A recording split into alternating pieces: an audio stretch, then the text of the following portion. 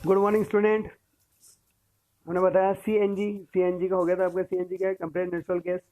और सीएनजी के यूज़ आ गए थे, use of fuel and transport and essential petrol and diesel के रूप में हम इसको यूज़ उसके स्थान पर यूज़ करते हैं। पॉलीमर पॉलीमर हमने बताया था कि छोटी छोटी सिंपल मॉलिक्यूल की चेन आपस में रिएक्ट करके हाई मोलिकुलर वेट की लंबी चेन बना लेते हैं, ये कहलाती है पॉलीमर कहलाते हैं। और ये प्रोसेस पॉलीमरेशन कहलाती है। पॉलीमरेशन दो प्रकार का होता है। एक जो सिंपल होते हैं, जो यूनिट होती है छोटी, वो क्या कहती है? मोनोमर।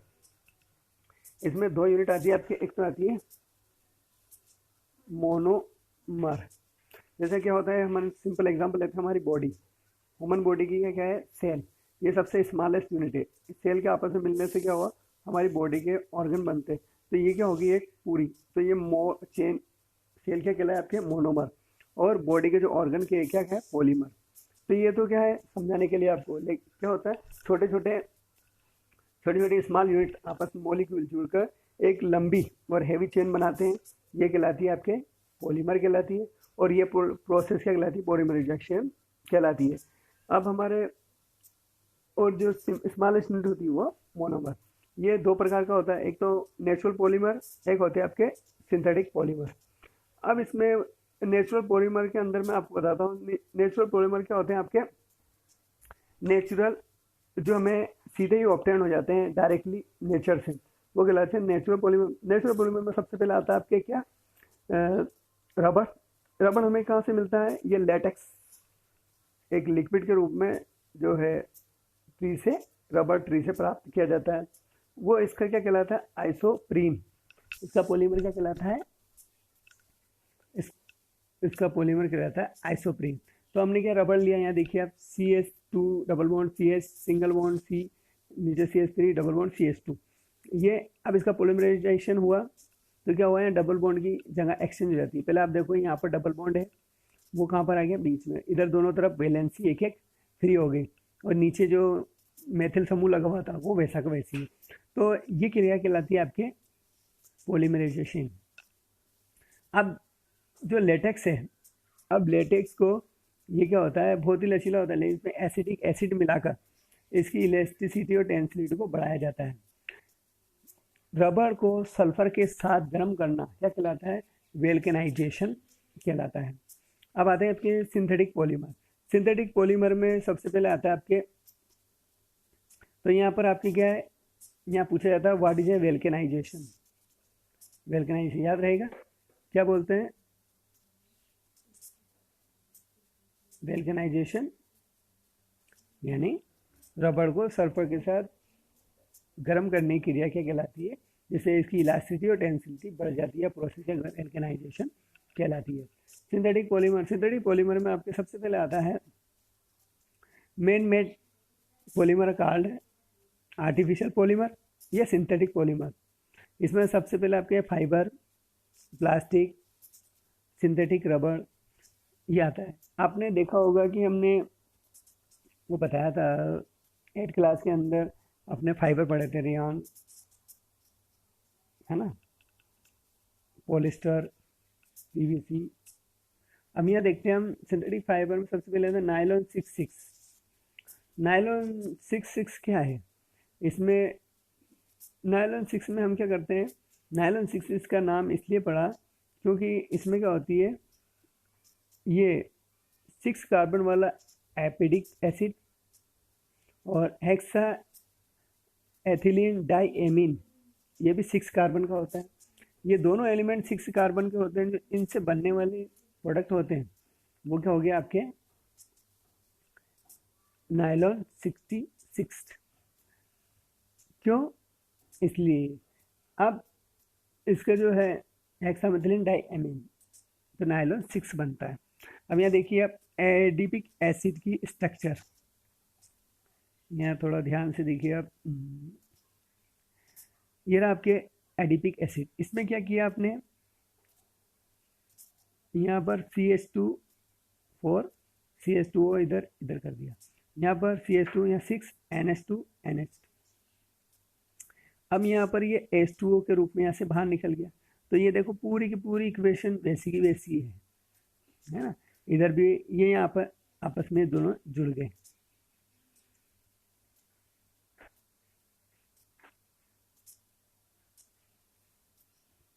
ये N H2O निकल गया, NH यहाँ पर जुड़ गया। तो ये क्या है आपके, ये अपने को यहाँ पर सॉरी देखने को मिलेगा।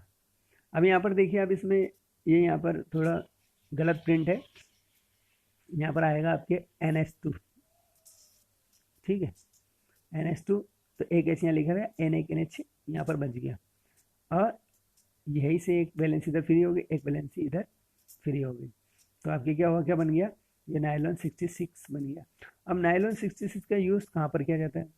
नायलॉन 66 का यूज़ ये होता है making of gear bearing and machine, machine के गियर बेयरिंग के रूप में, मेकिंग टायर, क्लॉथ, फाइबर, रोप, ब्रश बनाने में किया जाता है किसका, नायलॉन 66। उसके बाद नेक्स्ट आता है आपके टॉयलिन। अब टॉयलिन में क्या होता है, यहाँ पर नायलॉन 6 में तो क्या था, एडिपिक एसिड और हेक्सामेथिलीन डाइएमीन। यहाँ पर क्या है, आपके जो पॉलीमर काम में लिए जाते हैं, मोनोमर काम में लिए जाते हैं, वो क्या है, एथिलीन ग्लाइकोल, टेट्राथेलिक एसिड, टेट्राथेलिक एसिड, इन दोनों से मिलकर क्या बनता है, डेक्रोन। डेक्रोन ही किसका है, टाइलिन का दूसरा नाम है। क्या नाम है, डेक्रोन। तो ये डेक्रोन भी आपको याद रखना है, डेक्रोन किसका दूसरा नाम है, ट्राइलिन का। ये आपके लिए स्टारर है। तो इसमें क्या एथिलीन, अब देखिए, आप उसकी और दोनों की स्ट्रक्चर को मैच कीजिए, है ना। करना कुछ क्या था, यहाँ पर यहाँ बेंजीन वाले लग गए बीच में, दोनों तरफ ऑक्जेलिक समूह है। यहाँ क्या था, CH2 4 था वहाँ पर, है ना। यहाँ पर क्या हो गया, CH6 हो गया, ये थैलिक लगा दिया। यहाँ पर क्या था आपके, इधर दोनों तरफ NH2 बीच में CH4 था, तो यहाँ पर क्या हुआ, OH, ये एथिलीन ग्लाइकोल। अब यहाँ पर आपको रटने की जरूरत नहीं है, समझो हल्का सा दिमाग लगा के, ये टेट्राथेलिक एसिड, एथिलीन ग्लाइकोल। अब यहाँ इन दोनों को से कर दिया, यहाँ से H2O का अणु निकल गया, क्या बचा आपके, यहाँ पर एक वैलेंसी इधर फ्री हो गए, तो ये वापस आपने स्ट्रक्चर लिख दी, यहाँ से एक वैलेंसी यहाँ पर इसको मिला दिया, यहाँ से एक वैलेंसी फ्री, तो दोनों की ये क्या बन गया आपके, पॉलीएथिलीन टेट्राथेलेट यानी टाइलिन। ट्रिलीन इसका दूसरा नाम क्या है, डेक्रोन। क्या नाम है, डेक्रोन। तो ये सिंपल स्ट्रक्चर है, आपको याद रह जाएगी। इसका यूज़ कहाँ पर होता है, इसका जो यूज़ है, making of cloth, sail of boat, belt, magnetic tape, film बनाने में काम में लिया जाता है। उसके बाद आता है रोयन। रोयन के बारे में आप पहले ही जान चुके हो, है ना। रोयन हमने धागे के रूप में बनाया सबसे पहले। अब रोयन जो होता है, ये सेलुलोज क्लीन के रूप में सोल्यूशन सोडियम हाइड्रोक्साइड और solution cellulose dissolve in A sulphur dioxide with through the dilute sulfuric acid pass through the pores and the thin shiny and crayon fiber is formed। यहाँ हम क्या करते हैं कि सोडियम हाइड्रोक्साइड के solution में जो सेलुलोज पेपर है उसको डालकर निकाला जाता है, उसके अंदर कार्बन डाइसल्फाइड गैस पास की डिसोल्व की जाती है, और सल्फ्यूरिक एसिड के अंदर पासिंग होने से ये क्या शाइनी फाइबर में बन जाते हैं। इसका मेकिंग क्लॉथ, थ्रेड, कारपेट बनाने में काम में लिया जाता है। प्लास्टिक। अब प्लास्टिक हमारे डेली यूज में आता है। प्लास्टिक में सबसे पहले हम लेते हैं पॉलीथीन। ये दिख रहा है पॉलीथीन कहाँ से बनता है, इसमें क्या होता है, एथीन के मोनोमर को हाई टेम्परेचर पर प्रेशर पर गर्म करते हैं, तो इससे फ्लेक्सिबल इसलिए प्लास्टिक बनता है, जिसे हम क्या बोलते हैं, पॉलीथीन। यहाँ देखो CH2 एथीन, इसको गर्म किया तो क्या बन गया, एक बैलेंस इधर भी, बीच में से एक बॉन्ड हट गया, ये आपके पॉलीथीन। यही पॉलीथीन जो हमारे पॉलीथीन बैग्स के रूप में काम में आती है, जो अब अपने राजस्थान में बैंड है। ये क्या काम आती है, making polybag, modules, pipe, tubewell के रूप में काम में ली जाती है। पॉलीवाइनिल क्लोराइड दूसरा है PVC, पॉलीवाइनिल क्लोराइड। अब यहाँ क्या होगा, यहाँ तो एथिन थी ना, एथिन के नीचे Cl जुड़ गया, तो ये क्या हो गया, ये वाइनिल क्लोराइड हो गया, है ना। या अपन इसे एथिल क्लोराइड, एथिन क्लोराइड भी, एथिल क्लोराइड भी बोल सकते हैं, या वाइनिल क्लोराइड।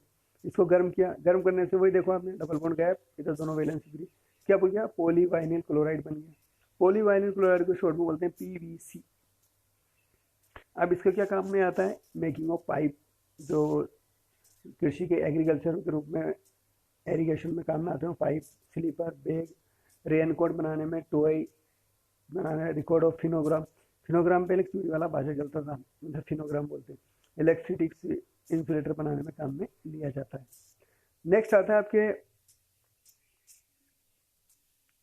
दूसरा होता है आपके यहाँ देखो पॉलीएक्रोनाइट्राइल।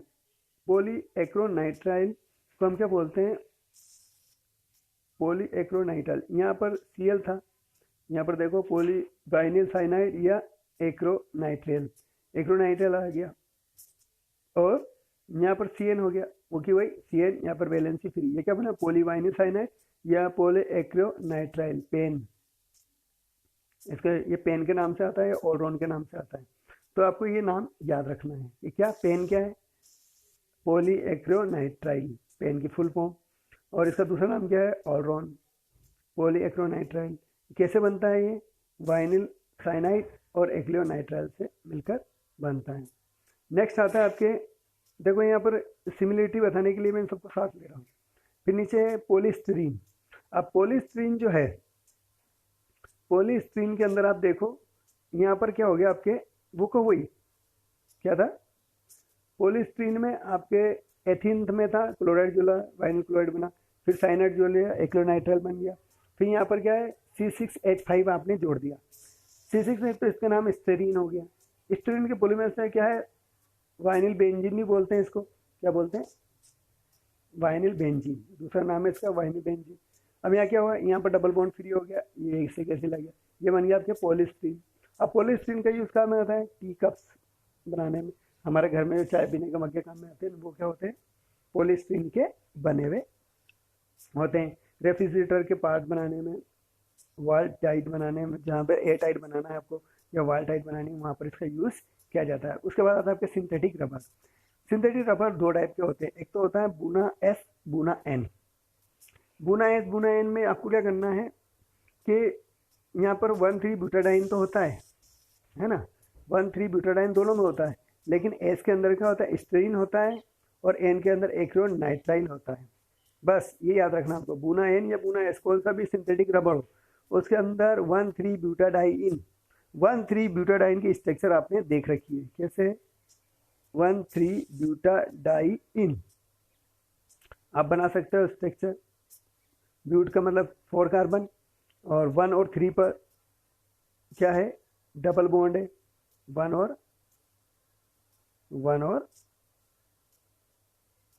3 पर क्या है आपके डबल बॉन्ड है, तो आपकी क्या बन जाएगी, ये बन जाएगी 1,3-ब्यूटाडाइन।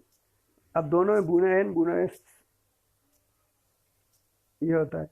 अब made of a buna acrylonitrile, the rubber like material obtain from the polymerisation 2,3-dimethyl 1,3-butadiene in the presence of carbon dioxide, sodium crystal, the name is the buna, and bu responsible to butane and N for represent a catalyst। इसका Buena नाम क्यों पड़ा, क्योंकि इसके अंदर क्या होता है, ब्यूटाडाइन होता है, इसलिए बुना तो उससे हो गया, और इसमें क्या होता है, सोडियम रिप्रेजेंट कैटलिस्ट के रूप में काम में ले जाता है, इसलिए इसका नाम क्या हो गया, ब्यूटा एन। इसका यूज़ क्या होता है, टायर ट्यूब बनाने में, मेडिकल इक्विपमेंट बनाने में, पेट्रोल टेप और शूज बनाने में इसका यूज़ होता है। यहाँ तक आपके समझ में आ गया होगा आपको, है ना। तो ये हमारे क्या है, ये सिंथेटिक फाइबर कंप्लीट।